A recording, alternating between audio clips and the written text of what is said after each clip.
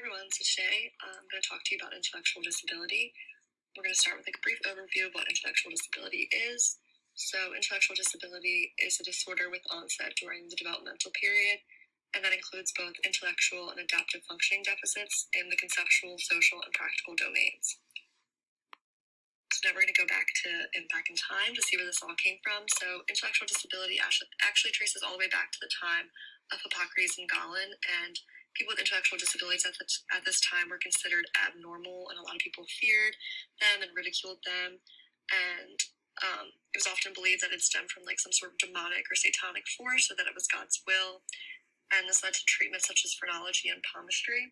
So phrenology, is like a lot of us probably remember from our introduction psych courses in undergrad, is a measurement of the bumps on an individual's skull to predict mental traits, whereas palmistry is basically just palm reading. So they looked at like the shape, the color, and the lines on the palm, and looked at lengths of fingers, and they determined specific characteristics from that. And then we go into the Age of Enlightenment, which is the time of John Locke. And at this time, a person with an intellectual disability, they were believed to not obtain the same level of personhood as those of a higher intellect, so the concept of otherness was formed.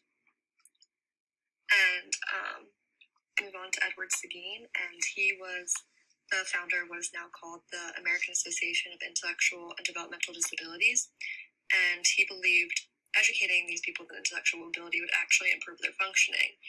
And so he developed this physiological method that was like a process of motor and sensory training, because he believed that intellectual disability stemmed from a weakness in the nervous system.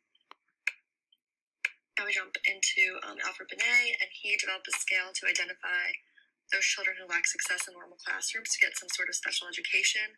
So it consisted of a number of everyday problems that involved reasoning processes, and it actually gave rise to the concept of mental age, or what we know now as the intelligence quotient, or IQ. And during this time frame in the early 1900s, people with intellectual disabilities were often called morons, idiots, and imbeciles. And that's because people during this time feared that the genetic pool was threatened by these people with intellectual disabilities, and they ended up just throwing them into institutions to isolate them. And then Lionel Penrose, he demonstrated multiple etiologies of intellectual impairment. He determined it was biologically, not socially determined, and looked at things in the X chromosome, and that's why we know now that men are more likely to develop an intellectual disability because they only have one X chromosome, which females are more shielded to that, as well as an increased maternal age. And he believed that hormonal, dietary, and exercise treatments would limit the effects of cognitive impairment. And so in 1958, the American Association on Intellectual and Developmental Disabilities actually added that there needs to be a significant impairment to adaptive behaviors, as well as a sub-average result in an IQ test, which was found to be 2 standard deviations below the mean. And then in 1961, under John F. Kennedy, the President's Panel on Intellectual Disability was formed, and this led to the possibility of teaching people with intellectual disability independent living skills so that they could find employment and hopefully live a more semi-independent lifestyle. And it also led to the integration of children with disabilities into the regular classroom. And finally, in October of 2010, President Barack Obama signed Rose's Law, which led to the replacement of mental retardation with intellectual disability. Now we're going to turn over to the current research and look at the etiology of what people now think are risk factors that cause intellectual disabilities. So there's 3 main categories. They're prenatal, perinatal, and postnatal. So in the prenatal section, we have genetic syndromes such as sequence variations or chromosomal disorders. There's inborn errors in metabolism, and 2 of the main things are PKU and Lesch-Nyhan syndrome. So PKU occurs in approximately 0.01% of newborns, and this commonly results from phenylalanine hydroxylase defect that's inherited in an autosomal recessive way. And the defect kind of disables the liver from converting phenylalanine to paratyrosine, and this like overaccumulation of phenylalanine is what causes intellectual disability. And then in Lesch-Nyhan syndrome, it's caused by purine metabolism enzyme deficiency, and this is due to a mutation, and this mutation leads to the buildup of uric acid, which causes severe self-mutilating behavior as well as an intellectual disability. And then also in the prenatal category, we have brain malformations, maternal disease, and environmental influences such as alcohol, toxins, and other drugs like cocaine and opioids. And then in the perinatal category, we have a variety of labor and delivery-related events that lead to neonatal encephalopathy, and that commonly occurs with due to a lack of oxygen to the baby at some point during birth. And then the single category, we have traumatic brain injury, infections like encephalitis and meningitis, seizure disorder, toxic metabolic syndromes, and different exposure to toxins such as lead or mercury. So now we're going to turn over to the diagnostic criteria for an intellectual disability. So criteria A talks about deficits in intellectual functions such as reasoning, problem solving, planning, abstract thinking, judgment, academic learning, and learning from experience confirmed by both clinical assessment as well as individualized standardized intelligence testing. Criteria B says there has to be a deficit in adaptive functioning that results in failure to meet developmental and sociocultural standards for person independence and social responsibility, and without ongoing support, the adaptive deficits limit functioning in one or more activities of daily life, such as communication, social participation, and independent living across multiple environments, such as home, school, work, and community. And then the last final criteria is the onset of these intellectual and adaptive deficits have to be during the developmental period. So for this disorder, there's also different severity levels. The DSM has a lot more detail about it, but I'll briefly go over it. So there's mild, moderate, severe, and profound. And so an individual with a mild intellectual disability can achieve adequate language and social competency. They'll be able to support themselves, be able to live independently, and even possibly raise their own families and be successful at jobs that require basic intellectual skills. Whereas those with a moderate intellectual disability, they're just likely to acquire language and communicate their needs, and they are sometimes able to get a job under supervision. However, those with severe intellectual disability, they likely have a lot of difficulty acquiring language, and they require supervised living situations such as group homes and supervision to perform any work-related task. And then those with a profound intellectual disability have significant difficulty with pretty much anything. They have difficulty with communication and social functioning, and they ultimately will require lifelong support. So the prognosis basically just depends on the severity of cognitive impairment and supportive environments that this individual has. Now I'm going to talk more about the course of intellectual disability. And as I said before, the onset is in the developmental period. However, the age and the characteristic at onset will ultimately depend on the etiology and the severity of brain dysfunction. So with more severe cases, you're going to see more identifiable delayed motor, social, and language milestones within the first 2 years of the child's life, whereas milder cases will not be identifiable until the child starts going to school and learning. And intellectual disability is associated with genetic syndrome, but there may be some characteristic physical appearances, like seen in Down syndrome, like how they have the slanted eyes, the flat nasal bridge, the protruding tongue, and the small chin. Or there could be behavioral phenotypes, as seen in Lesch-Nyhan syndrome. And I talked about that a little bit before, but people that have Lesch-Nyhan syndrome, they engage in a lot of self-injury and self-mutilating behaviors, such as lip and finger biting.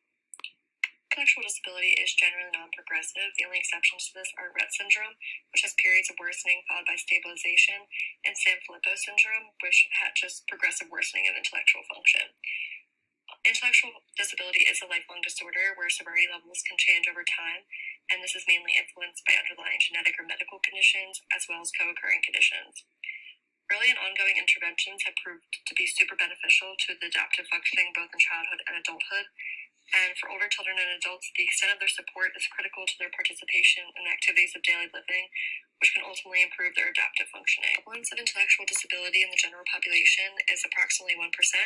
The prevalence rates do vary by age, and the prevalence for severe intellectual disability is approximately 6 per 1,000. Males are more likely than females to develop an intellectual disability, in both the mild and the severe form, and this may be due to genetic factors and the male vulnerability to brain insult. Also, since intellectual disability occurs in all races and cultures, there we take into account a variety of factors such as the ethnic, cultural, and linguistic backgrounds, the available experiences, and adaptive functioning within his or her community, as well as the cultural setting. So there are a few assessment tools that are used to assess for intellectual disability. With milder cases, we often start with a screening, and that looks at things like language, hearing, speech, communication, and stuff like that. And for more severe cases, we kind of just jump right into a comprehensive assessment. And this does a variety of things. So it assesses intellectual capacity and adaptive functioning, identifies genetic and non-genetic etiologies, evaluates for associated medical conditions and co-occurring mental, emotional, behavior disorders, performs a physical examination, a genetic evaluation, as well as a metabolic screening and neuroimaging assessment. And in the comprehensive assessment, if you have the screening results, you can review those there and also assess language, speech production, swallowing, oral motor skills, and fluency. Lastly, what we're probably most aware of is psychological tests. So this is the IQ test, and where a score between a 65 and a 75 receives a diagnosis of an intellectual disability.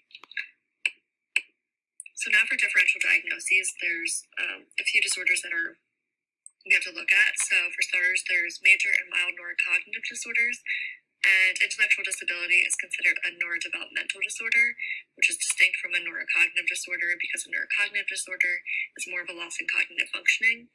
And so basically these two can co-occur together, and diagnoses for both can be given if deemed necessary.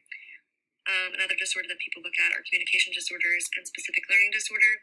So intellectual disability shows deficits in intellectual and adaptive behavior, while these show deficits in the communication and learning domains.